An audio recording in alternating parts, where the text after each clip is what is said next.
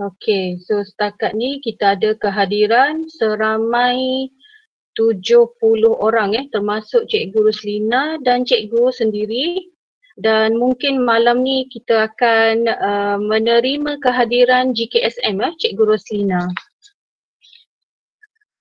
Okey, jadi kita masih lagi ramai lagi ni yang tak masuk ni.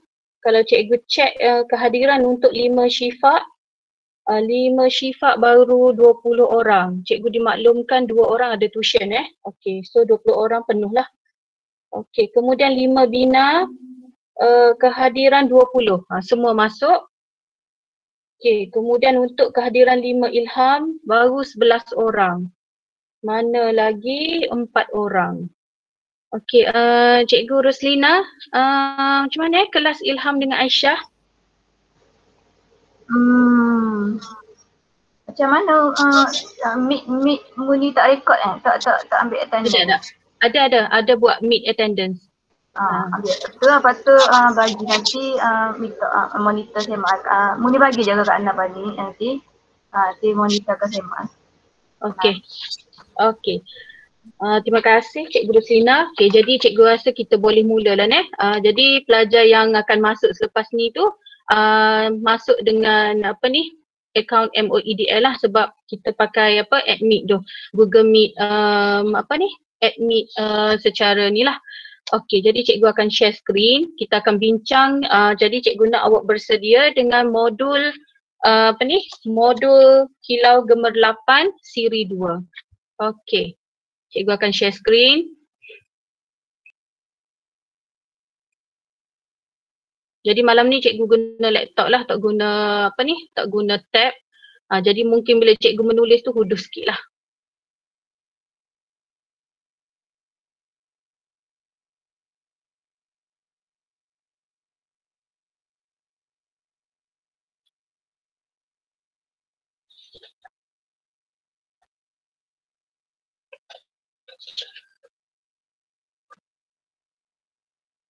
Okey.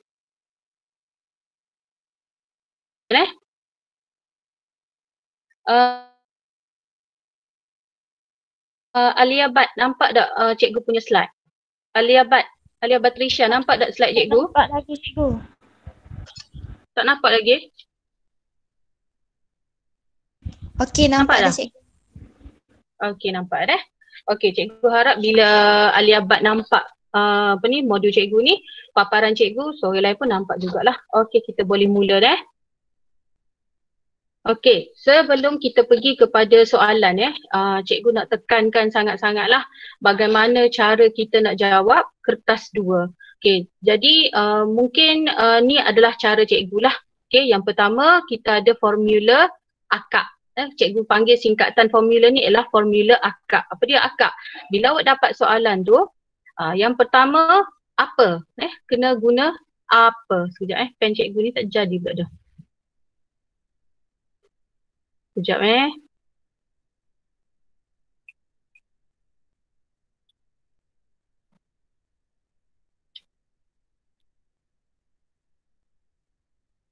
Okey. Alia Abad nampak dia slide Cikgu dia? Cikgu takut bila dia ni line dia tak stabil sangat ni rumah Cikgu ni. Nampak dah Alia Abad? Nampak Cikgu. Nampak dah? Okey, alhamdulillah. So kita sambung dah. Okey, jadi bila awak dapat soalan, Cikgu syorkan guna formula akak lah, iaitu A, apa fakta, apa nama.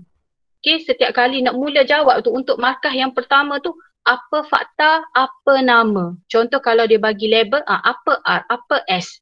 Okey, kemudian K, kenapa. Kenapa tu untuk awak jelaskan dari tengok soalan. Adakah soalan tu nak fungsi? Jadi awak bagi kenapa fungsinya. Kenapa kepentingannya. Kenapa dari segi prosesnya, ataupun kenapa beri ciri-cirinya. Yang ni awak kena tengok soalan tu nak apa. Adakah dia nak fungsi, adakah nak kepentingan, ataupun proses, ataupun ciri. Okay. Kenapa tu tengok atas soalan. Dan akhir sekali AK. AK ni ialah akibat kesan. Akibat kesan. Akibat kesan. Kesan apa-apa-apa.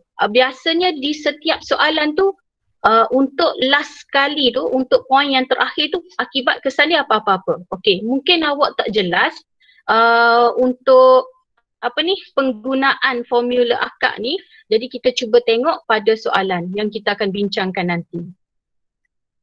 Okey, kita pergi kepada soalan yang pertama lah. Yang ni cikgu nak ulang kaji bab 5, metabolisme dan enzim. Okey, soalan rajah 1, dia dah keluar jawapan dah bawah tu. Okey, rajah menunjukkan tindakan enzim.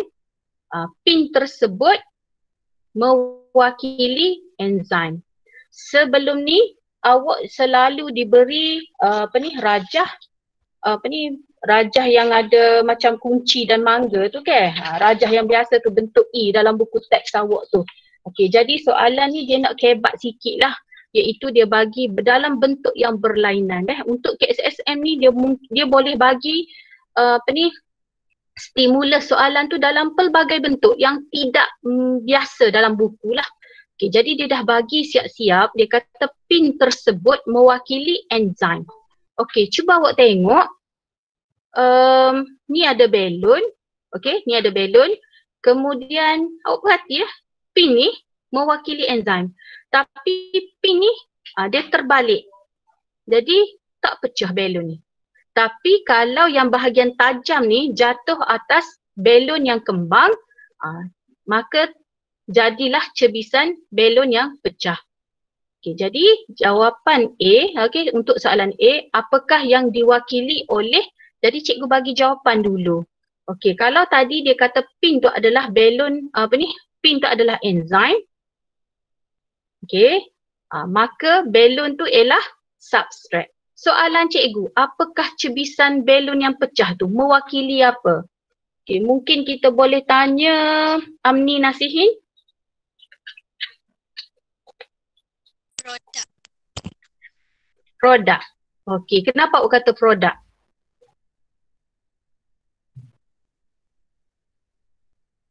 Kenapa awak kata produk? Amni, agak-agak kenapa kata produk? Mungkin dia nak tolong ke? Dia Ulhaq? Ya, cikgu. Mungkin boleh nak tolong Amni ke? Saya buat jawapan saya kompleks enzim substrat. Oh, kompleks enzim substrat. Okey. Jadi, cuba kita tengok jawapan jadi betul lah jawapan Amni tadi. Cebisan belon yang pecah tu sebab yang ni mewakili enzim. Bila enzim tu, nampak tak paku yang tajam tu bila dia jatuh pada belon yang kembang, maka dia pecah. Pecah cebisan tu itu ialah produk. Itu ialah produk. Okey.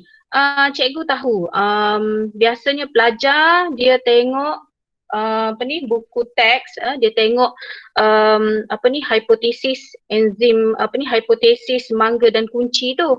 Tapi yang tu dia kena bergabung. Bila dia bergabung tu barulah dia jadi kompleks enzim substrat. Jadi yang ni cebisan belon tu adalah produk. Okay, jadi cikgu nak awak baiki jawapan awak lah. Okey, kita pergi soalan yang kedua.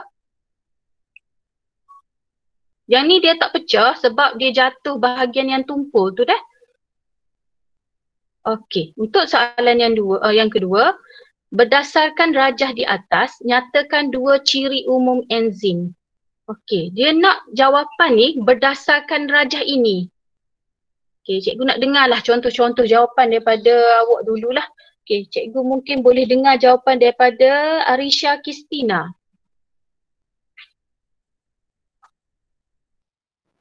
Arisha Kistina ada ke? Tak apa, jawab salah pun tak apa, kita mencuba dulu. Nama yang cikgu panggil ni adalah nama pelajar-pelajar yang terlibat sebagai coach untuk program bio coaching tu. Jadi kita nak uji coach kita ni. Okey. Arisha Kistina ada ke? Apa dua ciri umum lah yang awak tengok daripada rajah? Okey, mungkin cikgu boleh tanya jawapan Nurina Izzati. Tak apa, salah dia, awak mencuba. Nanti cikgu baikilah jawapan awak tu. Ya. Cikgu Arisha ada? Tak. Okey, jawab. Ciri umum cikgu Ciri umum. Tak apa, salah kuantiti jangan enzim yang diperlukan. Kuantiti enzim yang diperlukan dalam suatu tindak balas adalah sedikit kerana enzim boleh digunakan berulang kali. Okey. Jadi enzim tu boleh digunakan dalam kuantiti sedikit. Jadi bila sedikit kita boleh guna berulang kali. Okey. Kita minta satu lagi jawapan. Mungkin kita boleh minta daripada Nurina Izzati. Sebelum kita tengok jawapan Okey, Nurina ada? Ada. Ada, okey.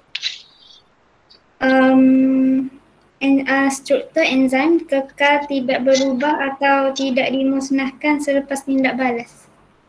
Okey, enzim tidak berubah, tidak musnah selepas akhir tindak balas. Okey, terima kasih. Tapi kita nak tengok soalan kita nak tengok soalan dia kata berdasarkan rajah di atas. Okey, jadi bila berdasarkan rajah ini, cuba kita tengok jawapan cikgu Okey, ini sahaja jawapan yang kita boleh terima. Yang pertama, tindakan enzim adalah spesifik. Kenapa tindakan enzim adalah spesifik? Sebab pin ni mewakili enzim.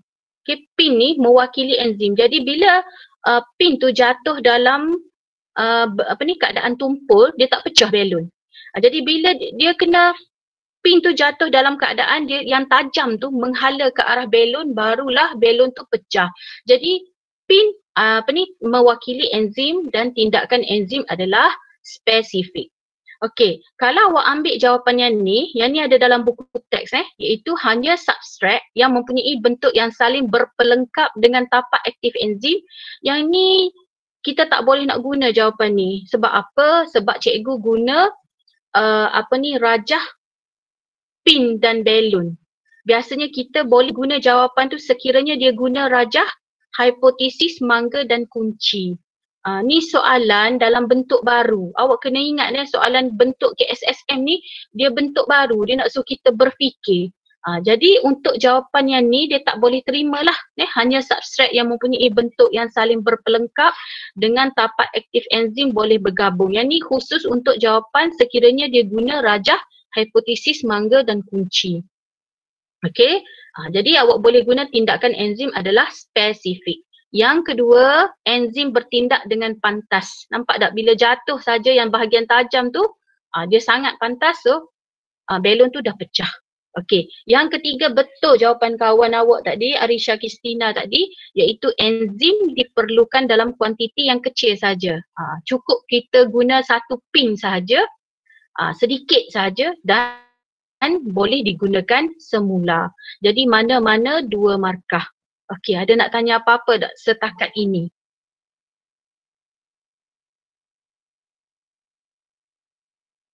Tak ada jelas Jadi awak nak jawab tu kena tengok. Kalau ya. Berdasarkan rajah tu kan, kenapa yang jawapan tidak berubah tu, bentuk tidak berubah tu boleh terima ke? Bentuk berubah tak boleh, yang tidak berubah tu tak boleh. Sebab kalau awak tengok kita nak yang ni enzim kan. Okey, betul. Bagus Alia. Alia kan. Okey, boleh terima. Okey, boleh terima. Okey, so awak boleh tambah yang keempat enzim tidak berubah ataupun tidak musnah di akhir tindak balas. Okey, boleh tambah. Okey, enzim tidak berubah atau musnah di akhir tindak balas. Okey, boleh tambah baguslah, boleh tegur cikgu. Okey, ada nak tanya lagi? Tak ada Okey, kalau tak ada kita pergi kepada soalan seterusnya.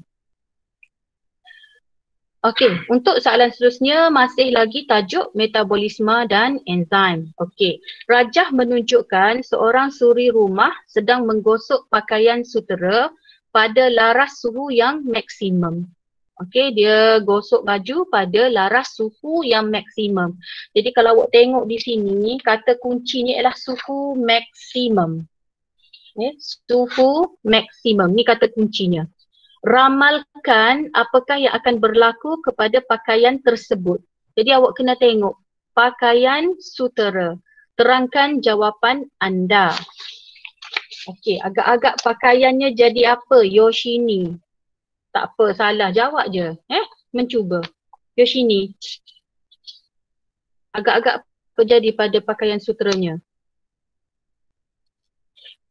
Boleh jawab ke Yoshini?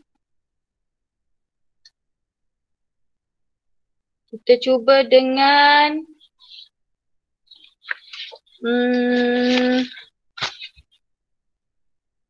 Dia Kristina. Dia Kristina, Lima Rabia. Okey. Cikgu panggil random deh. Apa jadi? Agak je pakaian sutera dia jadi macam mana bila kita gosok pada laras suhu maksimum. Awak pernah terkoyak? Kenapa awak rasa dia akan jadi terkoyak? Suhu tinggi. Tak tahu cikgu. Tak apa. Apa yang awak rasa-rasa lah agak-agak lah. Kalau suhu tinggi kalau dekat bab enzim ni dia terenyah asli. Tapi tak tahu lah. Okey, ada 2 poin dah situ. Awak kata pakaian terkoyak sebab suhu tinggi kan, enzim terenyah asli. Okey, kita ambil satu lagi jawapan daripada Wan Nur Alia Nabilah. 5 Ilham. Tak apa salah, jangan malu, jangan takut. Yes, apa jadi pada pakaian sutera?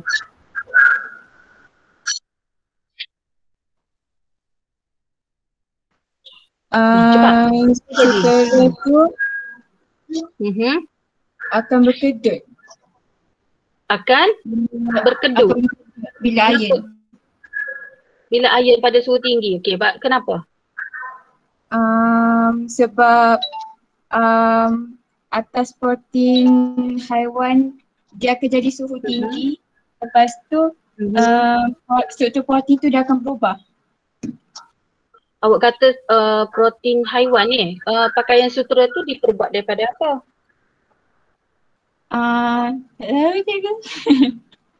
Tahu jumpa mana protein haiwan? Okey, so kita tengok jawapan Okey, bagus. Mencuba ke? Tak apa, tak ada masalah. Mencuba, kita belajar daripada kesilapan kita. Okey, jadi ramalannya ialah pakaian sutera akan menjadi berkedut. Akan menjadi berkedut. Kenapa? Yang pertama, awak kena terangkan sutera tu. Okey, sutera adalah gentian protein pada aras sekunder. Yang ni kalau kita tengok, protein ni dia ada 4 aras, iaitu yang pertama aras primer, yang kedua aras sekunder, yang ketiga aras tertier dan yang keempat aras quaterner. Kalau kita tengok dalam silibus KSSM ni, dia tak terangkan tentang aras-aras, tapi cikgu tengok dalam soalan ada, dalam contoh-contoh yang dibuat oleh cikgu-cikgu lain, ada soalan ni. So cikgu rasa kita bincanglah soalan ni. Okay, jadi sutera ni adalah protein. Aras keberapa? Aras sekunder. Okey, aras sekunder. Jadi cara nak ingat ialah awak ingat macam ni sutera sekunder. Jadi pakaian sutera, kain sutera tu adalah gentian protein dalam aras sekunder. Okey, ambil sikit nota cikgu nak bagi. Kalau aras tertier, aras ketiga itulah ambil catat mana-mana. Kalau aras tertier, aras ketiga, contohnya ialah enzim. Okay, cikgu nak buat tulis enzim. Cikgu ni tak boleh nak menulis sebab bila menulis dengan mouse ni dia jadi huduh tulisan cikgu. Okay, enzim, hormon, protein plasma. Okay, cikgu tulis PP lah protein plasma dan antibody. Okay, contoh untuk aras tertier yang ketiga untuk protein ialah enzim, hormon, protein plasma dan antibody. Kalau sutera tadi S sekunder, ingat macam tu, sutera sekunder. Okay, untuk yang ni aras keempat quaterner, aras keempat quaterner contohnya ialah hemoglobin yang berada pada sel darah merah. Quaterner yang berada pada sel darah merah iaitu hemoglobin.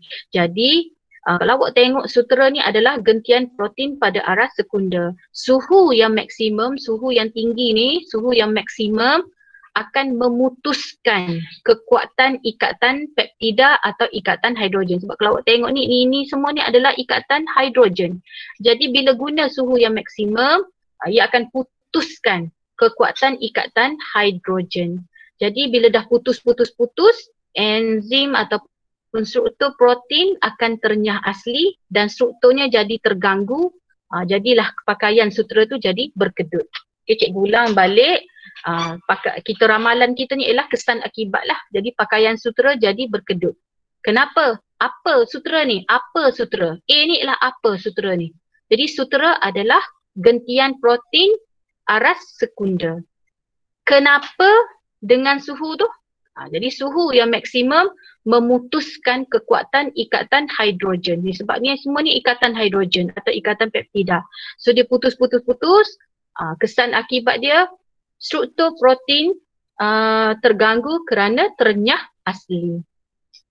Betul Yang ni cikgu ambil dalam buku teks. Okay, dia tulis mengganggu struktur protein menyebabkannya ternyah asli. Boleh? Ada nak tanya apa-apa? Cikgu. Kalau guna pakaian sutera terkoyak tu salah Kena guna berkedut juga? Berkedut. Terkoyak tu jauh sangat terkoyak. Mungkin kita hak koyak dia dia berkedut dulu. Okay. Jadi soalan lain lah. Okay, cikgu nak tanya cuba awak dengar soalannya.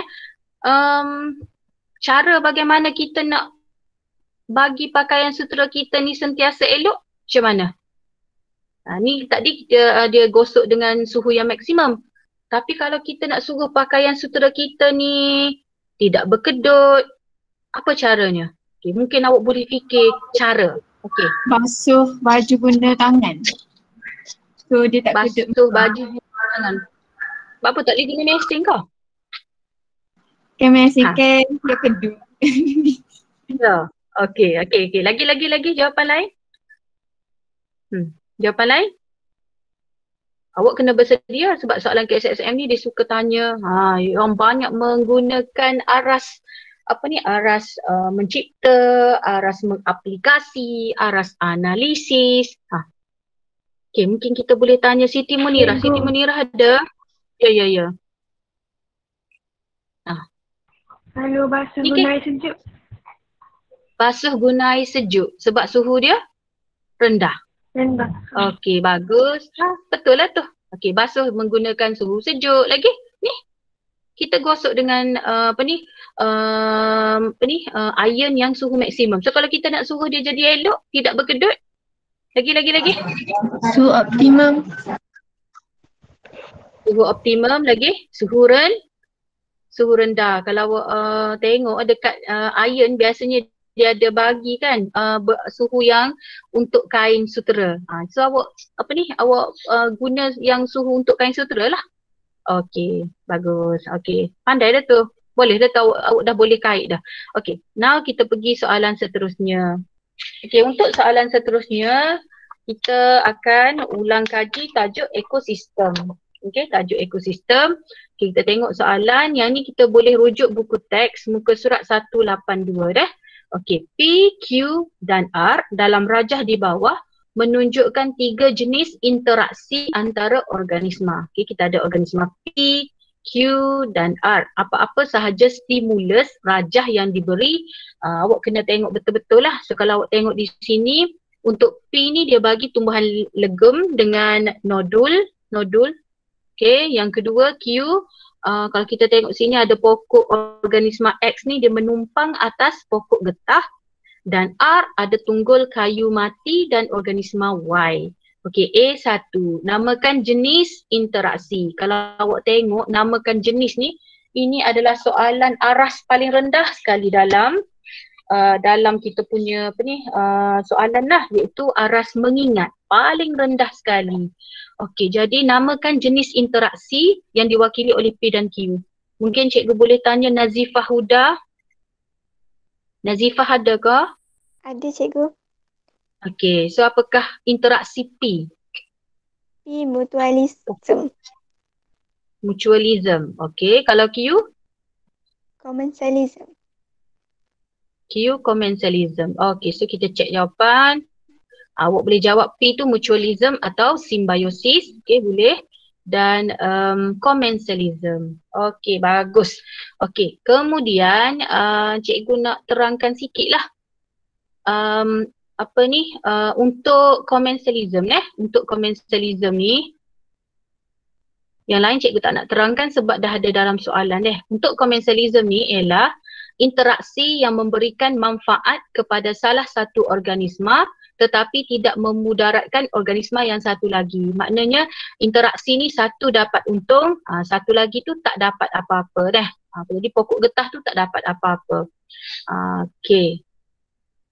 Boleh Yang lain cikgu tak nak terangkan sebab yang tu ada dalam soalan. Okay, kita pergi soalan yang seterusnya. Huraikan jenis interaksi yang diwakili oleh P. Jadi kalau kita tengok P tu ialah pokok kacang dengan pokok kacang dan P lah. Okay. Jadi kita nak huraikan jenis interaksi yang diwakili oleh P. So awak boleh guna akak, formula akak. Apa interaksi, kalau apa interaksi tu kita dah jawab dalam soalan tadi. Okay, apa interaksi, kemudian kenapa, mungkin boleh beri kepentingan dia. Okay, dan kesan akibat. Okay. Cikgu nak dengar jawapan, tak apa awak baca jawapan awak. Betul salah tu line 3 dah. Okay, kita dengar jawapan daripada Najma. 5 bina. Apa interaksi P? Apa jenis interaksi tu mutualisme kerana kedua-dua organisma mendapat manfaat. Lepas tu kepentingan. Kenapa? Kenapa kepentingan tu bakteria rhizobium yang hidup kat nodul akar tumbuhan legum tu berperanan mengikat nitrogen daripada atmosfera. Lepas tu dia akan tukar amonium dan ion nitrat tu untuk kegunaan tumbuhan dalam penghasilan protein. Lepas tu tumbuhan legum pula akan memberikan tempat tinggal kepada bakteria rhizobium. Lepas tu kesan maknanya dua-dua tu dapat untung lah tu. Dua-dua dapat untung lah tu. Okey, so kesan akibat dia? Mengekalkan kesuburan tanah untuk mempertingkatkan hasil tanaman. Okey, itu jawapan Najma. Kita tengok jawapan So inilah rupa pokok kacang tu, pokok legum tu. Di dalam ni ada apa? Kita tengok jawapan. Okay, so apa jenis interaksi? Kalau awak jawab interaksi di atas ialah interaksi P ialah mutualisme, tak dapat markah dah. Sebab apa tak dapat markah? Sebab kita dah jawab di soalan A1 tadi. Okay, jadi apa jenis interaksi tu awak kena fikirkan. Mutualisme ni apa? So mutualisme, apa mutualisme ni? Awak tukar je sikit je. Apa mutualisme tu?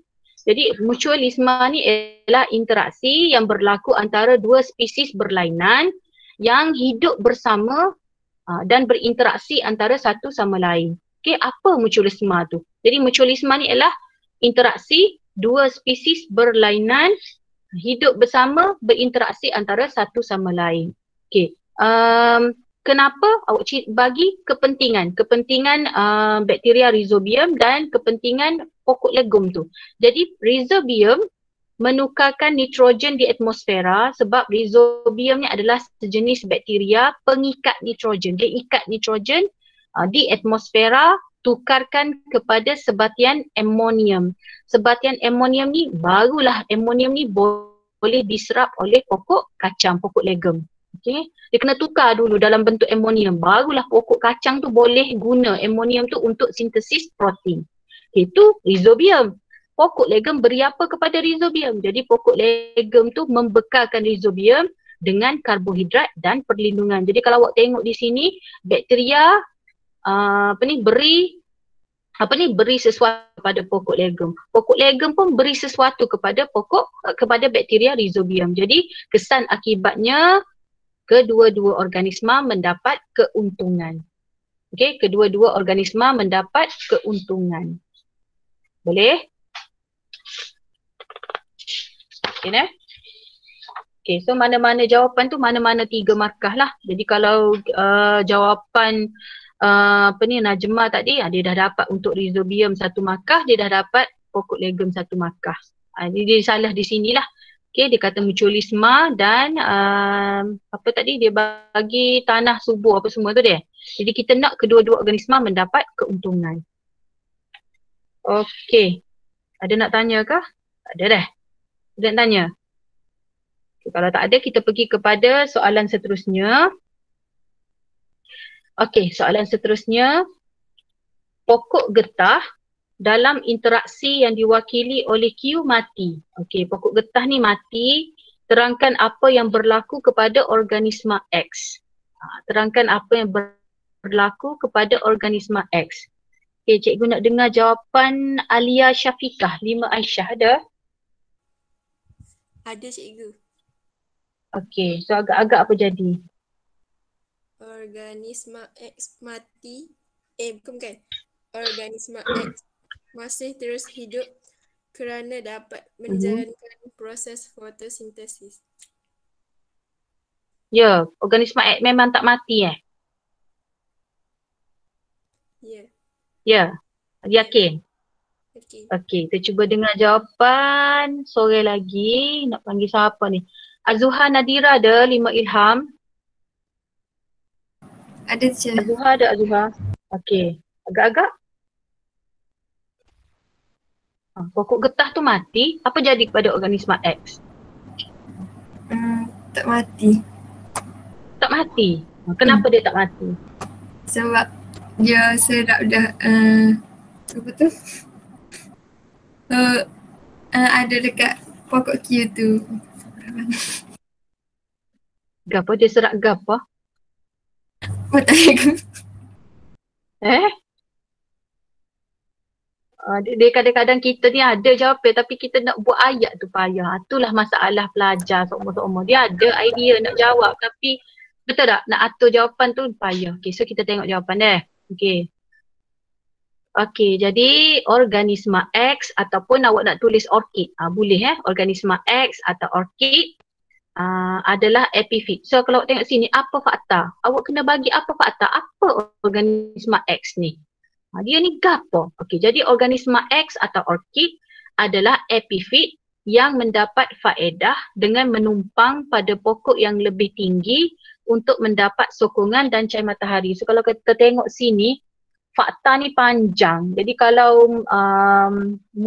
mungkin boleh jawapan dia ni mungkin organisma X adalah epifit.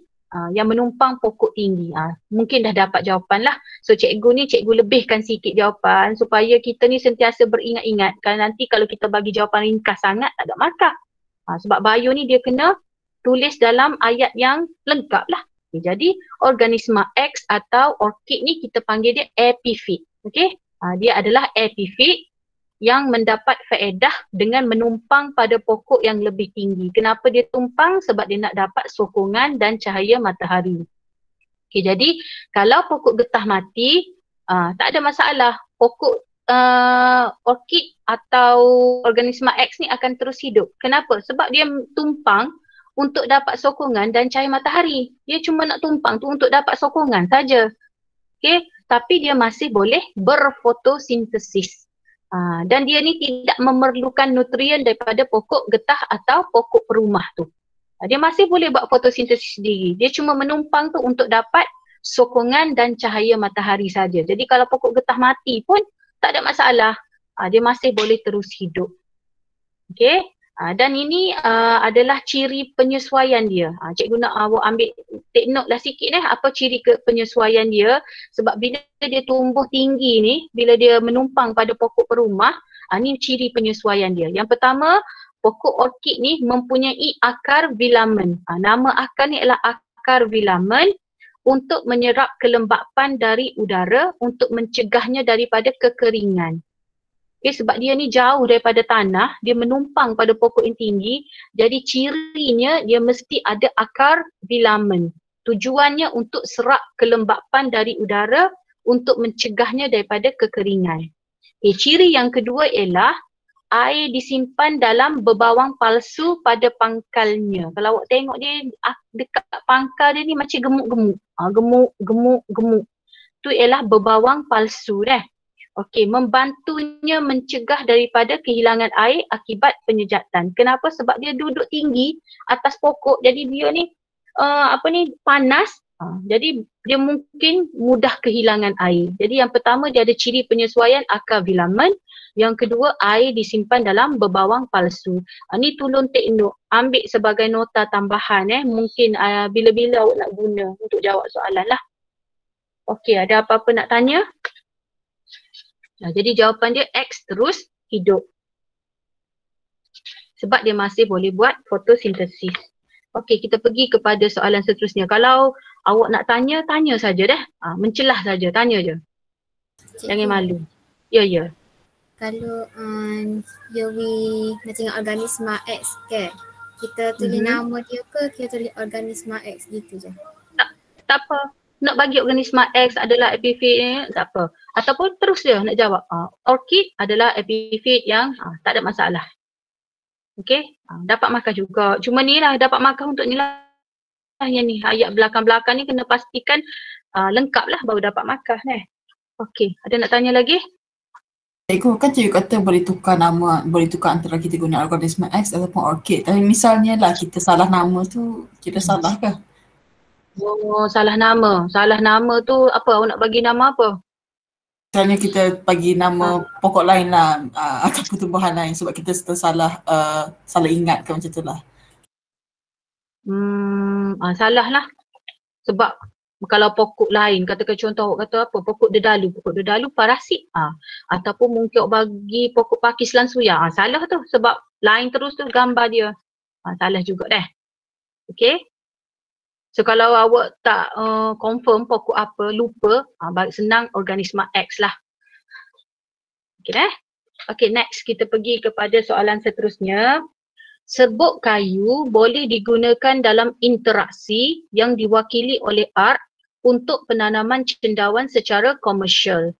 Terangkan bagaimana cendawan boleh tumbuh pada serbuk kayu. Kata kuncinya ialah serbuk kayu. Awak boleh rujuk buku teks muka surat 160. Ni biasa ni ada orang jual kan. Kalau tak silap cikgu, satu bongkah ni cikgu beli hari tu dalam 5-6 ringgit. Senang je, awak letak di dapur, letak dalam almari gelap. Kemudian bila dia bertumbuh macam ni, awak boleh gunalah untuk masuk ke apa ni. Boleh je buat boleh beli satu bongkah ni, dia ada jual. Okey, terangkan bagaimana cendawan boleh tumbuh pada serbuk kayu. Senang je, guna formula akak apa serbuk kayu. Kenapa tu awak cerita proses lah, proses apa cendawan tu buat pada serbuk kayu dan kesan akibat. Okey, kita cuba dengar jawapan. Nak tanya siapa Okey, kita cuba dengar jawapan Nasuha, 5 bina.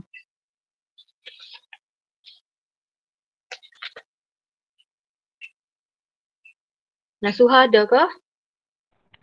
Ada cikgu. Okey. Okey, cikgu guide awak Apa serbuk kayu? Serbuk. Apa serbuk kayu? Bahan organik kompleks kau.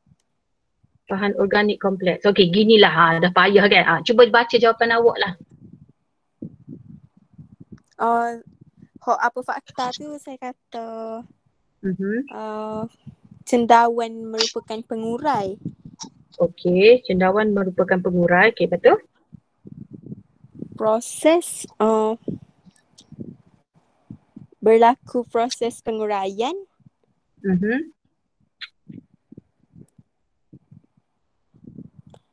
Pengurai seperti cendawan menguraikan bahan organik kompleks seperti serbuk kayu. So kesan akibat dia?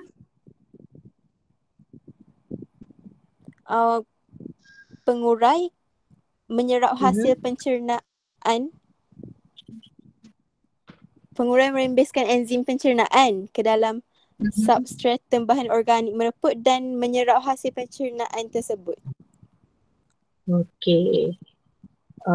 Oleh itu cendawan boleh hidup. Cendawan boleh hidup. Sebab tu kita pun bolehlah kutip dia untuk memasak. Okey, kita cuba dengar jawapan Nurul Nur Elisa. Ada ke 5 Aisyah?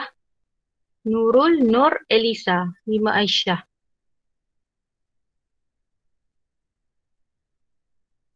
Ada ke Elisa? Elisa ada Elisa? Ada cikgu.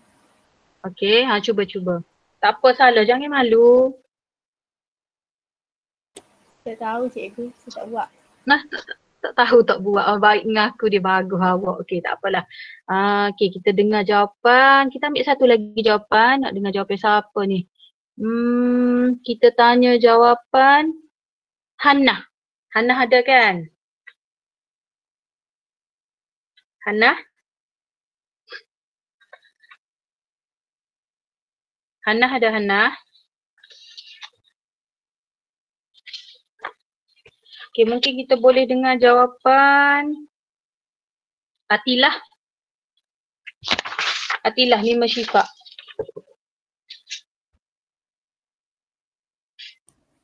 Jawapan saya pun lebih kurang macam dia cikgu. Apa dia? Jawapan saya lebih kurang macam dia. Macam Cuba dia lain tu sikit. Tu siapa nama dia ni? Nasuha. Baca lah. Tak apa. Baca je jawapan awak. Fakta tu saya buat kulak merupakan pengurai. Lepas tu proses tu tadi pengurai merembeskan enzim pencernaan ke dalam substratum juga. Lepas tu dia bagaimana bertumbuh tu dia tumbuh dalam keadaan lembab. Lepas tu kesan dia tu dia berhidup lah dekat serbuk kayu lah. Okey. Tak apa, jangan takut. Kita mencuba kan. Okey, apa fakta? So apa fakta tu kita kena tengok ada dua jenis ni. Satu cendawan, satu serbuk kayu. Jadi apa fakta? Kita kena fikirkan dua-dua tu. Cendawan dengan serbuk kayu. Jadi serbuk kayu adalah bahan organik kompleks. Manakala cendawan adalah pengurai. Sebab kita nak kait dua-dua ni. Cikgu tahu awak tak biasa lagi nak guna apa fakta, kenapa proses, tapi kena berlatih lah, kena berlatih buat. Sebab tak tahulah, mungkin cikgu tahun lepas cikgu guna kepada pelajar amanah bestari cekal, memang ambil masa jugalah. Cikgu ambil masa juga dia nak biasakan dengan apa fakta, kenapa proses, kesan akibat. Tapi bila dah selalu guna cara ni, akhirnya dia jadi orang kata apa, senang nak marking jawapan dia sebab dia dah orang kata apa, dah ikut skema dah.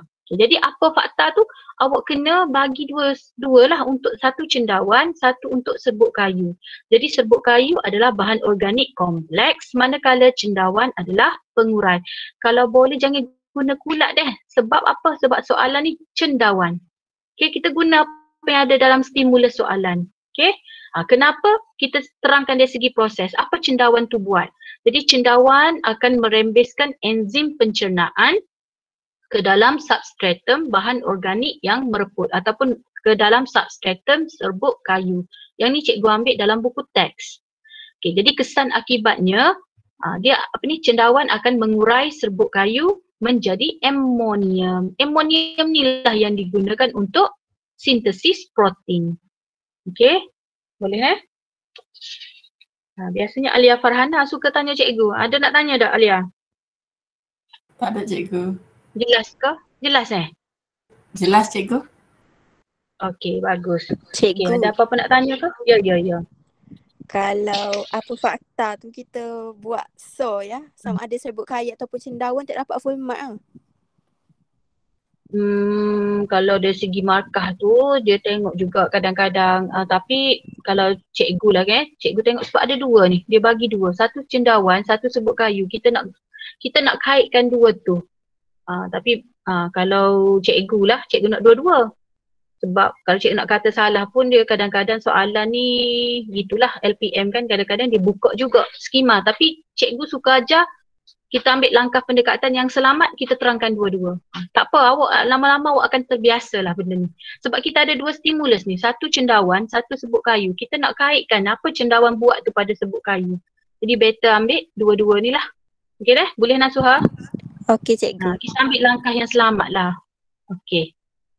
Okey, seterusnya dah. Okey, yang ni kita nak sambung lagi, kita nak ulang kaji tajuk community dan ekosistem. Okey, rajah menunjukkan ekosistem kolam.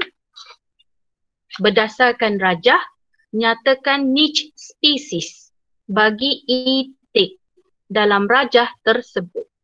Okey, mungkin kita boleh dengar jawapan Liana Izzati, 5 bina. Liana Izzati ada? Ada cikgu. Apa niche species? Niche tu apa niche? Niche tu peranan sesuatu organisma dalam ekosistem. Okay, so kalau cikgu nak niche species bagi itik, itik. Cara itik tu berinteraksi dengan komponen biosis dan abiosis di persekitarannya. Itu jawapan awak? Ada tu masuk niche species. Niche species. Okay. Kalau nyatakan niche species, memang itulah jawapan awak je kan? Tak pasti cikgu. Tak pasti. Okey. Kita ambil jawapan satu lagi. Biasa Ain Yasmin suka menjawab. Okey, Ain Yasmin ada tak? Ada cikgu. Okey. Nyatakan niche species bagi itik. Spesies mamalia. Niche species. Niche, niche. Soalan ni nak niche species, bukan itik tu mamalia. Saya tak faham cikgu. Tak faham. Aduh, okey kita tanya lagi jawapan daripada cikgu nak cari siapa ni. Fazlin ada, Fazlin. Fazlin 5 Aisyah. Fazlin ada, Fazlin? Tak ada. Amira Afrina ada? Amira? Tak ada juga. Anis Kristina 5 Syifa. Anis? Anis ada? Ada cikgu. Ada. Slow je ha. Anis, apa niche species bagi itik? Saya tak tahu. Selalu kita suka, tak ada masalah. Saya tak apa dia? soalan. Oh, tak faham soalan. Okey, tak apalah. Okey, kita tengok jawapannya. Nyatakan niche species bagi itik dalam rajah tersebut. Kita tengok simple je soalan dia. 1 markah. Okey, jawapannya macam ni. Niche species. Kenapa? Sebab niche species ni ialah, kita tengok makna dulu, definisi dia. Dia bukan nak definisi dia. Kalau dia nak definisi, dia akan tanya definisi. Tapi yang ni dia nak niche species. Dia nak nyatakan niche species bagi itik dalam rajah. Dia suruh rujuk kepada rajah. Kalau dia nak definisi lain. Okey, so kalau definisi niche species ialah cara sesuatu spesies berinteraksi dengan komponen biosis dan abiosis di persekitarannya. Jadi maksudnya cara sesuatu spesies itik tu berinteraksi dengan komponen hidup.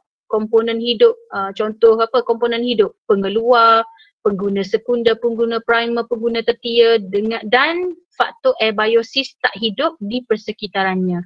Jadi mana-mana kita terimalah jawapannya. Yang pertama, itik makan pokok teratai ataupun itik makan hidrilla atau itik adalah pengguna pertama ataupun itik makan ikan kecil ataupun itik adalah pengguna kedua. Sebab dia nak niche species. Kalau niche ekologi, peranan sesuatu spesies dalam persekitarannya. Yang ni terlalu kata apa?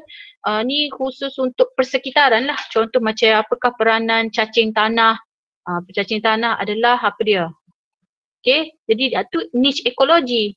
Yang ni niche spesies berdasarkan rajah ni. Sebab dia nak tengok cara sesuatu spesies tu berinteraksi dengan komponen biosis. Maknanya dia makan pokok teratai, makan hidrilla ataupun kita kata itik adalah pengguna pertama, itik adalah pengguna kedua. Mana-mana. Okey, mana-mana 1 markah. Nampak simple soalan deh. Okey, Kalau tak ada apa-apa, cikgu terus pergi kepada soalan seterusnya sebab kita dah menghampiri pukul 10 ni. Okey, soalan seterusnya, aktiviti pembajaan berlebihan. Ada perkataan pembajaan berlebihan. Telah berlaku di sebuah kebun sayuran berhampiran dengan kolam tersebut. Terangkan bagaimana aktiviti tersebut boleh mencemarkan kolam itu. Okey, cikgu nak dengar jawapan Nur Ain Syamimi, 5 bina.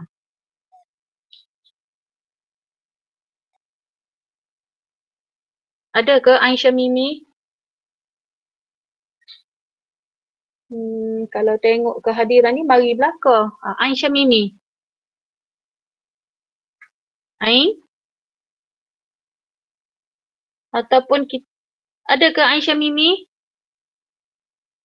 Ataupun kita boleh panggil siapa Kita boleh panggil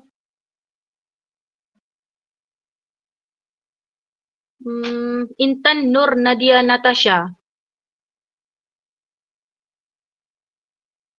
Intan Nur Nadia, ada?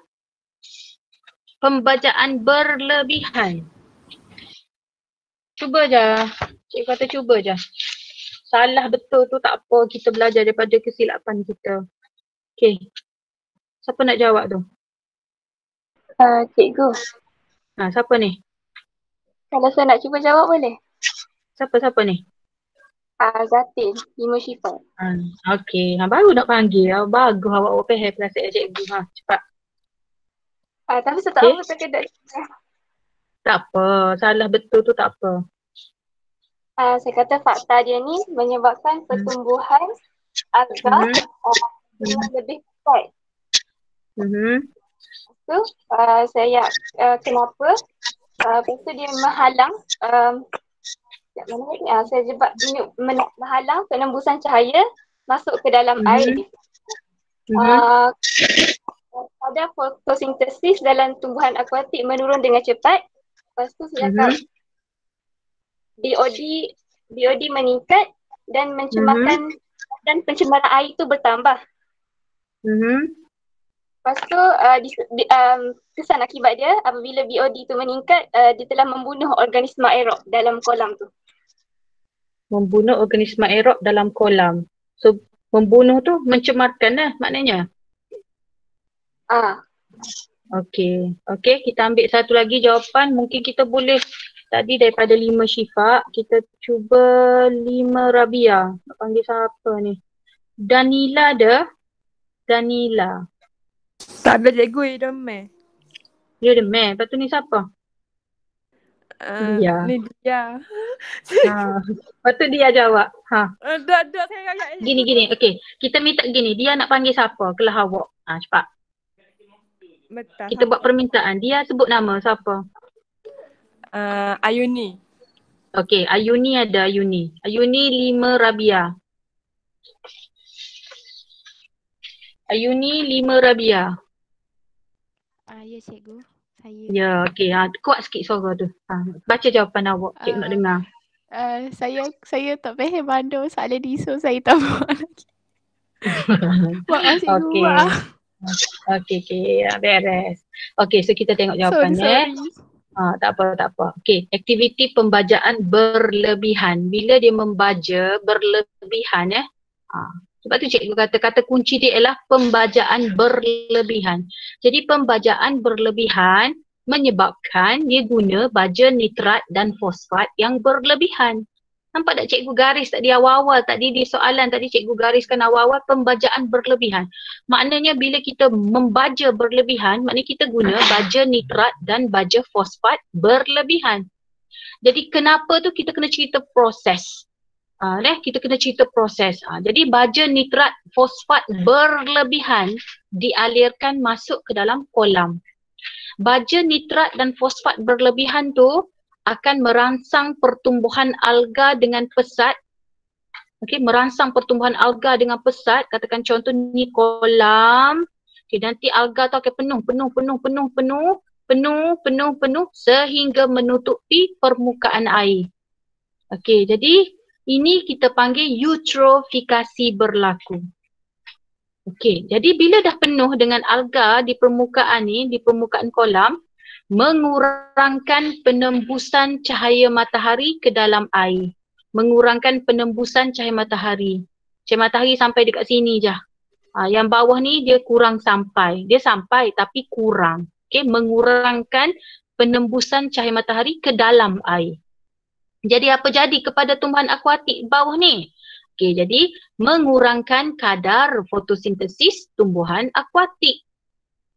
Tumbuhan akuatik yang dalam dasar kolam ni, dia nak cahaya sebab dia nak buat fotosintesis. Tapi bila cahaya kurang sampai, kadar fotosintesis tumbuhan akuatik menjadi rendah. Jadi bila tumbuhan akuatik kurang buat fotosintesis, maka kandungan oksigen terlarut dalam air menjadi rendah. Kan awak belajar bila buat fotosintesis, hasil fotosintesis ialah oksigen. Jadi bila fotosintesis, cikgu lalu tulis saya cikgu ni, fotosintesis rendah, maka oksigen pun kurang. Okay? Oksigen terlarut pun kurang. Jadi bila oksigen terlarut kurang, semakin banyak tumbuhan atau haiwan akuatik mati. Contoh ketam mati, udang mati, ikan kecil mati, hidrilla mati. Jadi bila banyak semua dah mati, semakin meningkat populasi bakteria pengurai. Sebab benda dah mati, bakteria pengurai akan mengurai lah organisma mati tu. Jadi oksigen yang sedikit makin sedikit. Pengurangan oksigen terlarut semakin melampau. Dah lah sikit dah. Bila bakteria pengurai mari, kohor sikit lagi. Pengurangan oksigen terlarut semakin melampau. Jadi kesan akibatnya bila oksigen berkurangan, tahap keperluan oksigen biokimia atau BOD meningkat. Okey. Biasanya soalan eutrofikasi ni dia naik dalam soalan esei, tapi mungkin juga naik dalam struktur. Boleh Awak jangan risaulah kalau awak tak sempat ni nak salin semua ni. Nanti cikgu akan hantar salinan PowerPoint kepada cikgu Selina. Dan untuk kelas Bina Syifa Ilham, cikgu hantar slide ni. Awak sempatlah nak salin, nak print ke. Okey, boleh Okey. Dan ni ringkasan dia. Mungkin ada pelajar yang kurang faham lah. Jadi cikgu nak sebelum cikgu pergi lebih lanjut, cikgu tak nak awak letak dalam kepala awak ni guna baja berlebihan saja. Mungkin soalan dia boleh bagi beberapa stimulus lain untuk eutrofikasi. Sebab kalau dalam KBSM sebelum ni pun kita faham penggunaan baja berlebihan. Tapi yang ni cuba awak tengok ada banyak stimulusnya. Mungkin rumah teres sisa dengan fosfat. Okay, rumah teres, rumah penduduk membuang sisa deterjen, buang fosfat pun boleh menyebabkan eutrofikasi. Yang kedua, air kumbahan yang tidak terawat. Sebab benda tu kan najis, bila buang tanpa rawatan pun menyebabkan eutrofikasi. Ni tolong ingat ini semua adalah stimulus. Awak tengok stimulus tu, awak kaitkan dengan eutrofikasi. Yang ketiga, loji kumbahan. Air kumbahan mungkin yang tidak terawat ke apa ke, yang lebih-lebih ke, air kumbahan yang terawat mungkin ada dia punya ni ke, dia buang dalam sungai menyebabkan eutrofikasi. Okay, kilang, bahan buangan domestik, kebun, nitrat dan fosfat. Tadi cikgu kata kebun, nitrat dan fosfat, baja berlebihan, kandang kambing, kandang lembu, guna najis haiwan, dia buang dalam sungai menyebabkan eutrofikasi. Lagi kawasan pembinaan yang melibatkan nitrat dan fosfat pun buang masuk dalam sungai menyebabkan eutrofikasi. Dan aktiviti perlombongan berlaku larut resap hakisan tanah masuk dalam sungai. Jadi tolong ingat semua-semua ni boleh dijadikan sebagai stimulus soalan. Okey, tak semestinya pembajaan. Okey Okay, kemudian cikgu nak terangkan yang ni. Okey, apa itu BOD yang cikgu duk sebut-sebut tadi? BOD ni ialah biochemical oxygen demand ataupun keperluan oksigen biokimia. Apa dia ni? Iaitu jumlah oksigen yang diperlukan oleh mikroorganisma seperti bakteria dan kulat untuk menguraikan bahan organik di dalam air. Maksudnya kalau BOD tinggi maknanya keperluan nak dapat oksigen tu tinggilah. Kenapa? Sebab ada banyak mikroorganisma pengurai. Faham ke? Cikgu ulang sekali lagi. BOD ni ialah keperluan oksigen biokimia. Maknanya jumlah oksigen yang diperlukan. Jadi kalau BOD tinggi, maknanya dia perlukan oksigen tinggi. Dia perlukan oksigen banyak. Kenapa? Sebab oksigen yang terlarut sudah kurang. Jadi dia nak banyak oksigen. Kenapa? Sebab ada banyak mikroorganisma pengurai. Jadi kalau banyak mikroorganisma pengurai, maknanya air sangat kotor. Jadi awak hafal BOD tinggi, air kotor. Okay, BOD tinggi, air kotor. Kenapa BOD tinggi? Keperluan oksigen tu banyak. Keperluan oksigen tu tinggi. Kenapa? Sebab banyak pengurai. Banyak pengurai maknanya air sangat kotor. Okay. Kalau BOD rendah, keperluan kepada oksigen tu rendah. Kenapa? Sebab sedikit mikroorganisma pengurai. Jadi bila sedikit organisma pengurai, maknanya air bersih. Boleh Jangan risau, nanti cikgu akan bagi slide ni. Okey, kita pergi kepada soalan seterusnya. Ada apa-apa nak tanya ke setakat ni? Cikgu buka untuk soalan.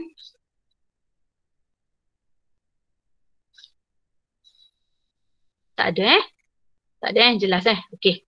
Okey, kita pergi kepada soalan. Dah habis dah. Okey, cadangkan kaedah terbaik untuk pengusaha kebun sayuran itu gunakan bagi mengelakkan kejadian DB berlaku. Terangkan. Kita tak nak penggunaan baja berlebihan. Okey, terangkan. Yang ni kita nak cadangkan dan terangkan. Ada dua kata tugas di sini. Yang pertama kena cadangkan kaedah terbaik dan terangkan. Okey, mungkin kita boleh dengar jawapan Damia Hafina. 5 Syifa. Cikgu, kalau guna baja organik. Guna baja organik. Baja organik tu tak diga apa? Bukankah baja organik tu baja organik tu maksudnya apa, Kak?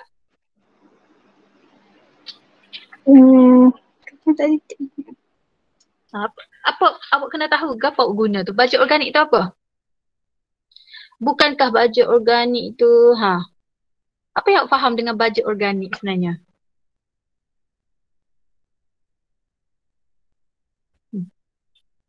Baja organik. Ya. Nak try jawab. Okey. Bukan awak tak ada cikgu tanya baja organik tu. Bukan yang daripada hidupan. Okey. Betul lah daripada hidupan ke? Contoh dia? Contoh dia?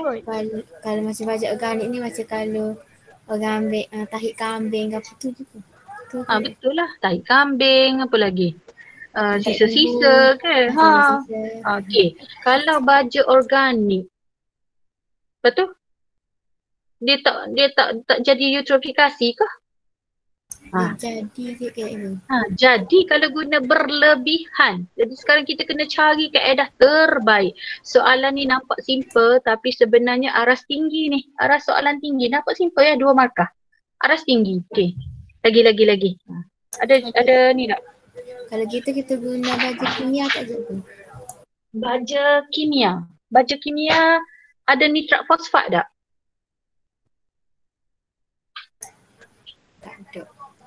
Ada nitrat dan fosfat. Okey, lagi. Kita cuba tanya. Okey, thank you untuk respon. Kita cuba tanya siapa yang cikgu tengah cari. Okey, Nur Adenin, 5 Aisyah. Nur Adenin ada? Ada cikgu. Ada. Okey, cuba. Macam mana? Tak tahu. Tak tahu. Jujur sungguh awak. Tak ada terfikir. Nak macam mana? Tak ada? Tak. Tak ada. Tak apalah. Okey. Kita tanya daripada 5 Bina. Nak tanya siapa Kita cuba. Aina Bahiyah ada? Aina Bahiyah. Ada? Aina. Apa cara dia? Baja organik salah dah. Baja organik tu dia tak ada nitrat dan fosfat. Dia ada nitrat dan fosfat. Okey, kita cuba. Aina Bahiyah. Ada? Aina. Apa cara dia? Baja organik salah dah. Baja organik tu dia tak ada nitrat dan fosfat. Dia ada nitrat dan fosfat. Okey, kita cuba. Aina Bahiyah ada? Ataupun ada siapa-siapa nak cuba jawab soalan ni. Soalan ni walaupun nampak simple 2 markah tapi aras tinggi ni.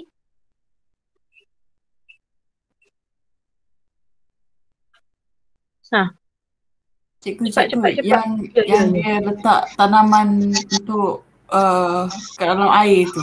Apa tu tak ingat cikgu. Apa? Fiturimidiasi ke? Ke apa?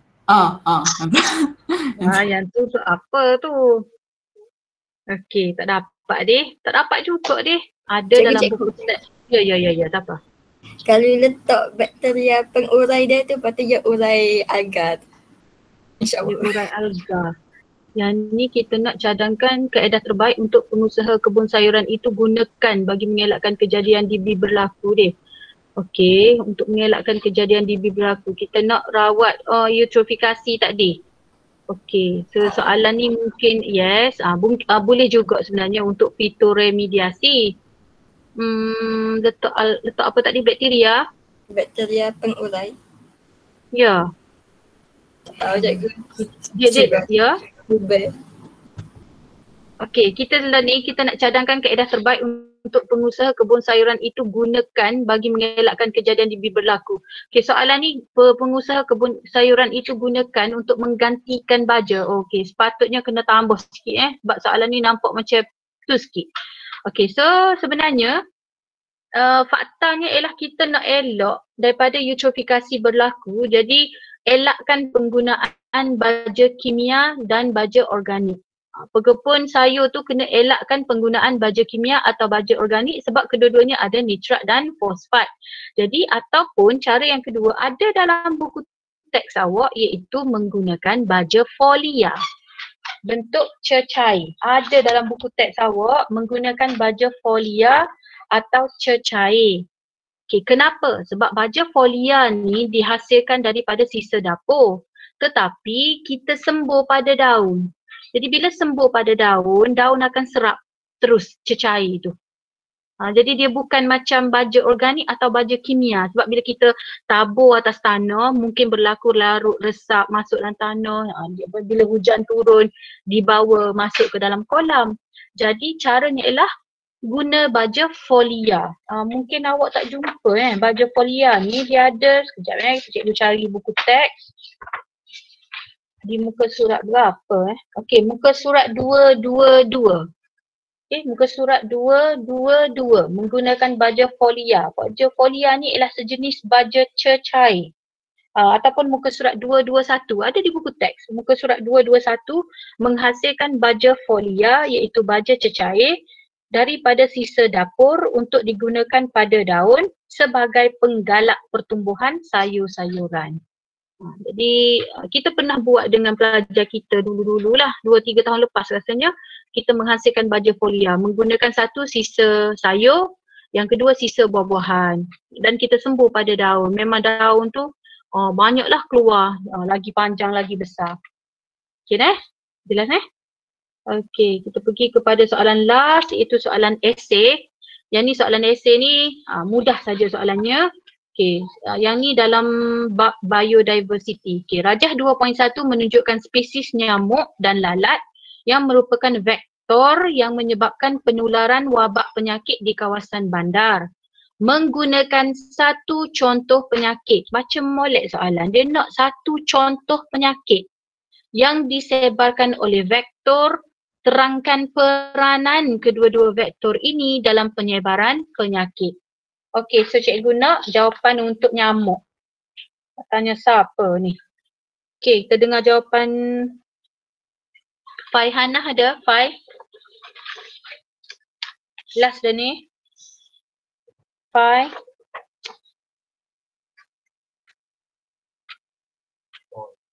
Fai ada? Tak ada. Okey, kita dengar jawapan dia lah. Ke siapa tu? Fai? Cikgu nak nyamuk dulu. Ya, cikgu. Okey, beri satu contoh penyakit yang disebabkan oleh nyamuk. Apa peranan nyamuk? Okey, denggi. Malaria. Malaria. Betul. Vektor apa? Nyamuk jenis apa? Sebab dia nak peranan. Denggi nyamuk Aedes. Okey, denggi nyamuk Aedes. Okey, betul. 5 markah ni Kak.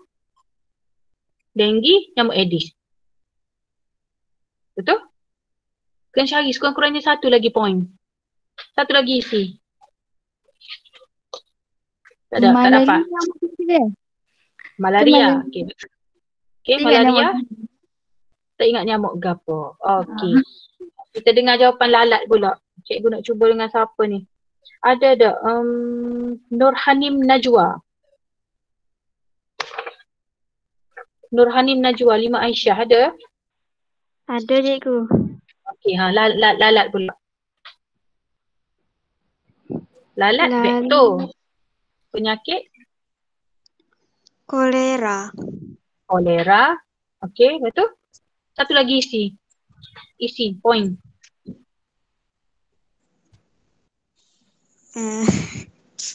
Kalau kolera ni penyakit ke apa Cerek berik kok. Cerek berik. Okey, so kita tengok jawapan 5 markah yang ni. 5 markah sahaja. Okey, so kita tengok jawapan. Simple je jawapan dia. Okey, kalau awak katakan awak guna malaria contoh penyakit, kena bagi contoh penyakit sebab dia nak tadi menggunakan apa tadi Cikgu ulang balik soalan, dia nak apa? Dia nak menggunakan satu contoh penyakit. So kena bagilah contoh penyakit. Katakan pelajar guna malaria. Apa vektornya? Vektornya disebabkan oleh disebabkan oleh protozoa atau protozoa. Kalau tak bagi plasmodium pun tak apa. Vektornya ialah nyamuk betina Anopheles. Okey, contoh penyakit malaria disebabkan oleh protozoa. Kalau tak ingat plasmodium pun tak apa, disebabkan oleh protozoa. Vektornya disebarkan oleh nyamuk betina Anopheles. Ataupun kalau nak bagi contoh penyakit demam denggi disebabkan oleh virus. Vektor yang menyebarkannya ialah nyamuk Aedes aegypti. Aegypti kan. Kalau tak ingat yang ni pun tak apa, nyamuk Aedes saja pun dah betul. Okey, kemudian contoh penyakit kolera disebabkan oleh bakteria Vibrio cholera yang menyebabkan jangkitan pada salur pencernaan atau cirit-birit yang teruk. Okey, so kita dah habis untuk soalan esei. Cuma cikgu nak kesimpulan daripada jawapan cikgu ni sebenarnya awak dapat ke apa kesimpulan dia? Cikgu suka tanya Alia ni. Alia dia suka ni sikit. Alia Farhana, apa kesimpulan lah daripada jawapan cikgu ni? Apa yang awak nampak sebenarnya? Nampak maksud cikgu? Apa kesimpulan daripada jawapan cikgu ni? Kalau awak tengok yang cikgu merahkan jawapan tu. Kesimpulannya apa? Dalam jawapan-jawapan cikgu ni kalau saya tengok lah cikgu tunjukkan memang cikgu menjawab yang satu penyakit. Lepas tu cikgu tulis terangkan peranan. Cikgu menunjuk disebabkan oleh virus ataupun apa nama dia? Disebabkan oleh patogen. Cikgu macam highlight pasal patogen dia. Protozoa, virus. Patogen dia. Alia, protozoa, virus. Bakteria ni apa? Protozoa, virus, bakteria. Jenis apa? Jenis apa? Protozoa, bakteria, virus. Jenis apa? Jenis mikroorganisma. Macam mana cara nak ingat jenis-jenis mikroorganisma?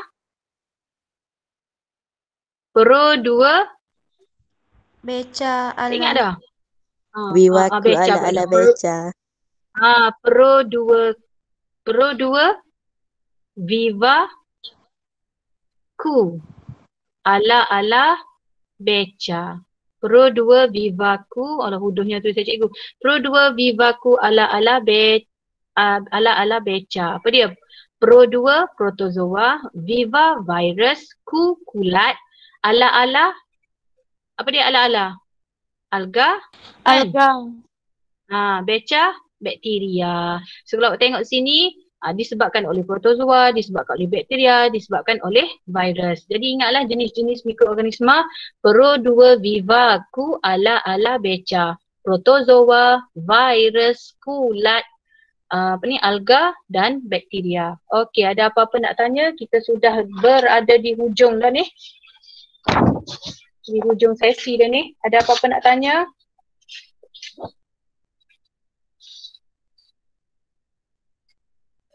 Tak ada cikgu. Tak ada Jelas kah? Jelas Okey, cikgu. kalau tak sempat kalau tak sempat slide ni nanti cikgu hantar kepada cikgu Roslina salinan slide. Dan untuk kelas cikgu pun cikgu akan hantar dalam kelas nanti. So kalau tak ada apa-apa kalau tak ada apa-apa kita boleh ni lah. Cikgu stop sharing.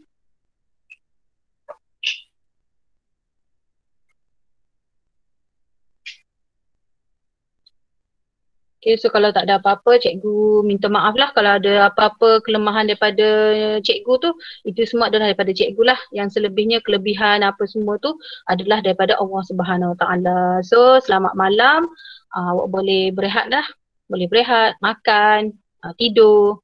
Okey, dan terima kasih kepada Cikgu Roslina dan juga Cikgu Roslina GKSM. Okey, Assalamualaikum. Waalaikumsalam. Terima kasih cikgu. Cikgu. Cikgu Roslina. Ada nak bagi tahu apa-apa ke? Tak apa, tak ada. Okey je. Tapi saya follow je Muni. Macam belajar biologi balik, macam sekolah zaman sekolah dulu pula. Seronok juga. Okey. Thank you dah masuk. Okay, bye. Okey, kita jumpa lagi. Okey, boleh berehat Okey, Assalamualaikum. Waalaikumsalam. Terima kasih cikgu. Bye. Terima kasih cikgu. Bye-bye cikgu. Bye.